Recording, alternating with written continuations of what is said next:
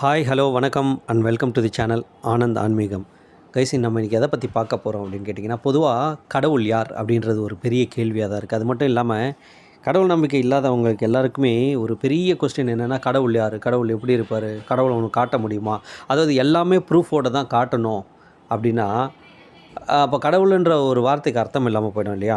So அந்த மாதிரி இருக்கவங்க எல்லாருக்குமே பொதுவாக கடவுள் யார் அப்படின்ற ஒரு கேள்விக்கு பதில் சொல்லணுன்னா, மூச்சு தான் நம்ம உடலை வந்து இயக்கிக்கிட்டு இருக்கு அப்படின்னா, அந்த மூச்சை இயக்கிக்கிட்டு இருக்கிறது யார் அப்படின்ற கொஸ்டின் தாங்க கடவுள்.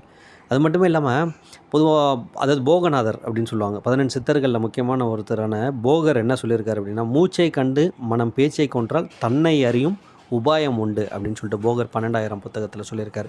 அது மட்டுமே இல்லாமல் இந்த உலகத்துக்கே பொதுமறையான ஒரு நூல் என்ன அப்படின்னு கேட்டுக்கிட்டிங்கன்னா, நம்ம திருக்குறள் தாங்க. ஸோ அந்த திருக்குறளில் முதல் அதிகாரமே